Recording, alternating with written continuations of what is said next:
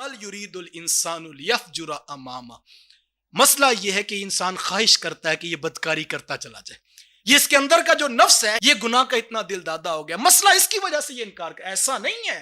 कायनाती आलम में दलाइल मौजूद थे कि कैसे बंजर जमीन के ऊपर अब्र करम बरसता है और मुर्दा जमीन के अंदर एक बीज ये बोते हैं तो रब उससे कितनी लहलहाती हुई फसलें खड़ी कर देता है।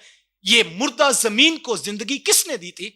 दलाइल तो मौजूद थे, लेकिन महबूब ये जो बार बार आकर बतौर तमस्खुर कहते हैं कि इन हड्डियों को कौन जिंदा करेगा, तो मसला ये नहीं है कि इनकी अकल में ये बात आती नहीं है कि जिंदा करना कैसे नामुमकिन है। मसला ये है बल युरीदुल इंसानुल यफजुरा अमामा, कि इसकी ख्वाहिश ये है इंसान की आइंदा भी वो बदकारियां करता चला जाए। क्योंकि अगर ये पिछली बात मान ले तो बदकारी तो कर ही नहीं सकता।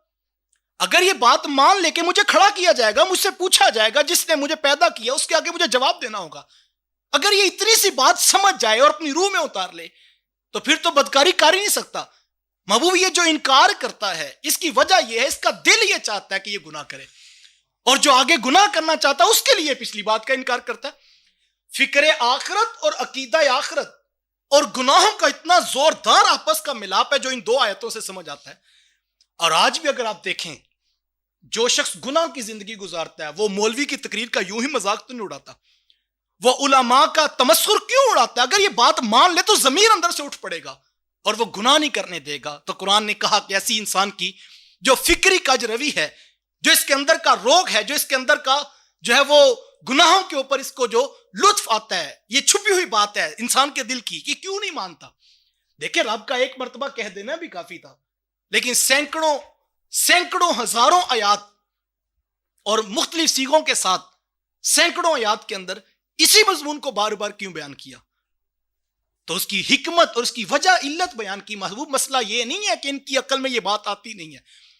इनको पता है कि जो एक पानी के नहीं से कमजोर से कतरे को 6 फुट के इंसान का वजूद दे सकता है, वो हड्डियों को तोड़ के दोबारा जिंदा नहीं खड़ा कर सकता। ये मसला नहीं है। महबूब मसला क्या है? बल युरीदुल इंसानुल यफजुरा अमामा। ये गुनाहों का दिल दादा इतना हो चुका है कि इंसान चाहता है बस मैं गुनाह ही करता जाऊं और आगे आगे और गुनाह करता चला जाऊं, और ये मर्ज इतना बढ़ चुका है, ये पिछली बात का भी इनकार कर देता है। वरना महबूब अगर पिछली का इनकार करे फिर अगली बात हो नहीं सकती।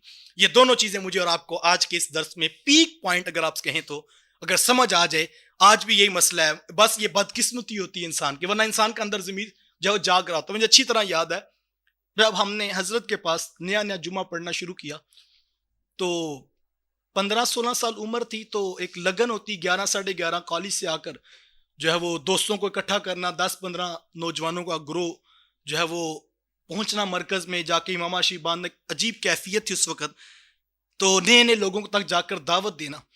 तो एक ऑफिसर थे, तो उनको भी जो है वो हजरत के जुमा की जो है दावत दी। तो वो कहने लगा कि असल मसला ये है कि मुझे भी पता लगा है कि वो हजरत साहब बयान ऐसा करते हैं कि इंसान गुनाह छोड़ देता है, तो लेकिन मसला ये है अल अयाज़ बिल्लाह, इंसान को सारा पता लगता है कैसी बदबख्ती इंसान की हो जाती है। वो कहता है कि मेरा मसला ये है कि मैं भी नेक होना नहीं चाहता। मेरा मसला ये, अगर मैं नेक हो गया तो मैं रिश्वत नहीं लूंगा, अगर उनके पास जुमा पड़ा तो फिर रिश्वत छोड़ूंगा तो गाड़ी कैसे लूंगा, तो मैंने तो बड़ी गाड़ी भी लेनी है, घर भी बनाना है, ये सारे काम मैं कर लूँ, फिर मैं उधर जाके जुमा पढ़ूंगा। कैसी बदबख्ती है इंसान की कि उसको चढ़ा हुआ सूरज बता रहा है कि यहां से हिकमत मिलती है, यहां से हिदायत का चिराग मिलता है, लेकिन मर्ज अंदर का था। तो कैसे हिकमत भरे अंदाज में अपने दिल को तसल्ली दे चुके मैंने अभी ठीक नहीं होना, तो कहा मसला ये है महबूब युरीदुल इंसानुल यफजुरा अमामा, कि इसका दिल अंदर से गुनाहों का आदी है और ये आगे आगे गुनाह करना चाहता है।